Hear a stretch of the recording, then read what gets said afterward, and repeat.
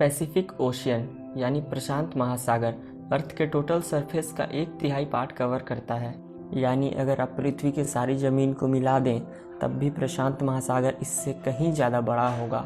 कैसा हो अगर आपको 14 महीने तक बीच समंदर में एक छोटी सी नाव के सहारे छोड़ दिया जाए और उस नाव का कंट्रोल भी आपके हाथ में ना हो, ना ही आप किसी बाहरी दुनिया से संपर्क कर पाएँ और ना ही आप 14 महीने तक किसी इंसान की शक्ल देख पाएँ, ना ही आपके सर के ऊपर छत हो और ना ही आपके सोने के लिए समतल ज़मीन, ना ही खाने के लिए खाना हो और पीने के लिए पानी हो, तो सिर्फ एक चीज़, दूर तक फैला हुआ तूफानों से भरा हुआ नीला समंदर। कैसे सरवाइव कर पाओगे आप? और इस भीषण परिस्थितियों में आप सरवाइव कर पाओगे? इसकी कल्पना ही मात्र रोए खड़े कर देती है कि कोई कैसे सरवाइव कर पाएगा इस भीषण परिस्थितियों में। आज हम इस वीडियो में ऐसे आदमी के बारे में बात करेंगे जो अनजाने में पैसिफिक ओशियन में फंस गया और उसे ना चाहते हुए भी ऐसी परिस्थितियों का सामना करना पड़ा। आखिर क्या है सैल्वाडोर एल्वरंगा की कहानी? सैल्वाडोर एल्वरंगा मेक्सिको का रहने वाला एक मछुआरा था। वो पैसिफिक ओशियन से मछलियों को पकड़कर अपने परिवार का गुजारा कर रहा था। रोजाना की तरह 17 नवंबर 2012 को एल्वरंगा अपने एक दोस्त कोडोबा के साथ मछली पकड़ने के लिए समुद्र में गया।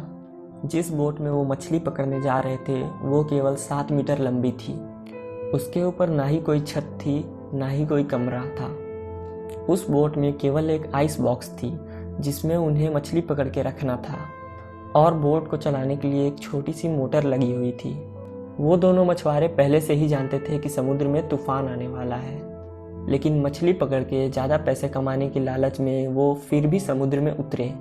उन्होंने रिस्क लिया और वह किनारे से 120 किलोमीटर दूर पैसिफिक ओशियन की तरफ बढ़े। रात के 1 बजे वो दोनों तूफान के चपेट में आ गए। तूफान की वजह से जो उन्होंने मछली पकड़ने के लिए जाल बिछाए थे वो उन्होंने काट दिए और वो दोनों बोट को किनारे की तरफ दौड़ाने लगे। 6 घंटे तक लगातार उन्होंने बोट को किनारे की तरफ भगाया और वो किनारे से महज 24 किलोमीटर दूर थे और उन्हें ज़मीन पे मौजूद पहाड़ों के शिखर दिखाई दे रहे थे।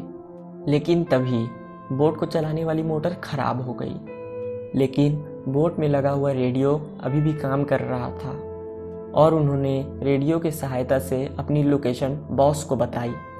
उसके बॉस ने कहा कि वो उन्हें लेने आ रहा है, लेकिन उनके रेडियो की भी बैटरी डाउन हो गई और उनका रेडियो ऑफ हो गया और उनका बाहरी दुनिया से भी संपर्क टूट गया और विपरीत दिशा में चलने वाली हवा उनके बोट को किनारे से दूर ले जा रही थी और क्षितिज में दिखाई देने वाले पहाड़ धीरे धीरे गायब होने लगे और उनकी बोट गहरी समुद्र की तरफ बढ़ने लगी और उनके बॉस ने उनको ढूंढने के लिए सर्च टीम भेजी और उन्होंने 4 दिन तक उन दोनों को खोजने की कोशिश की, लेकिन वो कहीं नहीं मिले। हार मानकर उनके बॉस ने उन्हें ढूंढना बंद कर दिया। 5 दिनों में हवा का बहाव उन्हें किनारे से 450 किलोमीटर दूर बहा ले गया। उन दोनों के सामने चारों तरफ नीला समंदर था और इतने बड़े समंदर में उनकी बोट बहुत छोटी थी जिसको आसमान से ढूंढ पाना संभव नहीं था। उनके पास ना ही कोई फ्लेयर गन थी और ना ही कोई ऐसी डिवाइस थी जिससे वह मदद मांग पाए। ऐसी सिचुएशन में उनका खाना था मछलियाँ, कछुए और समुद्री पक्षी। उन्हें समुद्र में बहते हुई पानी की बोतल मिली जिसे उन्होंने कलेक्ट किया और जब भी बारिश होती वो उनमें बारिश का पानी स्टोर कर लेते। लेकिन जब बारिश नहीं होती तब ज़्यादातर उन्हें कछुए का ब्लड पीकर या अपना यूरिन पीकर गुजारा करना पड़ता है। ऐसे करते करते 4 महीने बीत गए और उन्हें किसी ने नहीं खोजा था और उसके दोस्त कोडोबा ने जीने की आस छोड़ दी और उसने खाना पीना भी बंद कर दिया और परिणाम स्वरूप उसका शरीर कमज़ोर होने लगा। कोडोबा इतना कमज़ोर हो गया कि उसकी मृत्यु हो गई। उस समय क्या बीती होगी एल्वरंगा पर? उसका एकमात्र साथी वो भी इस दुनिया में नहीं रहा। अब विशाल पैसिफिक ओशियन में एल्वरंगा अकेले था। अपने दोस्त के मौत के 4 दिनों बाद एल्वरंगा ने भी जीने की आस छोड़ दी और उसने सुसाइड करने की सोची, लेकिन एल्वरंगा का फेल उसे ऐसा करने की इजाज़त नहीं दे रहा था। लेकिन फिर एल्वरंगा ने ज़िंदगी से लड़ने की कोशिश की और किसी न किसी तरह अपने आप को ज़िंदा रखने के लिए सरवाइव करता रहा। अभी आप जो मैप देख रहे हो, मिडिल ओशियन में एल्वरंगा यहाँ पर था।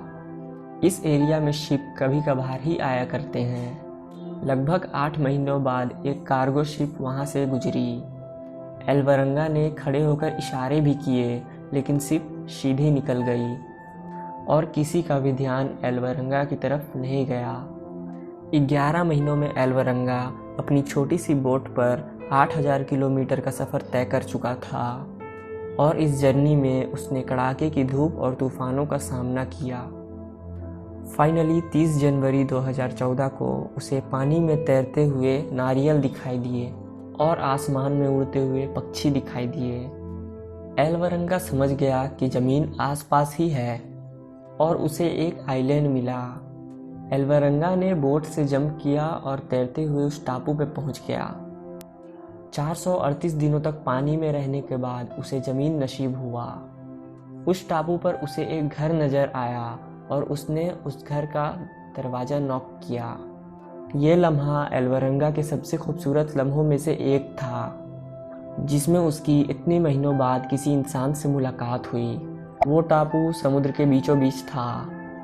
अगर वो उस टापू को मिस कर देता तो आगे उसे 5000 किलोमीटर बाद ही ज़मीन नसीब हो पाती और उसको 240 दिन और लग जाते वहाँ तक पहुँचने में। बाद में एल्वरंगा अपने घर आया और उसने अपनी इस जर्नी की किताब लिखी। जाने अनजाने में एल्वरंगा ने समुद्र में 438 दिन रहने का एक ऐसा रिकॉर्ड लगाया जिसको कोई भी इंसान तोड़ना नहीं चाहेगा। एल्वरंगा की इस कहानी से हमें बहुत बड़ी सीख मिलती है कि हमें कभी भी आस नहीं छोड़नी चाहिए। भले ही मंजिल कितनी भी दूर हो, लेकिन धीरे धीरे कदम बढ़ाने से वो एक न एक दिन मिल ही जाती है। अगर एल्वरंगा के उस दोस्त ने आश नहीं छोड़ी होती तो शायद वो भी आज जिंदा होता।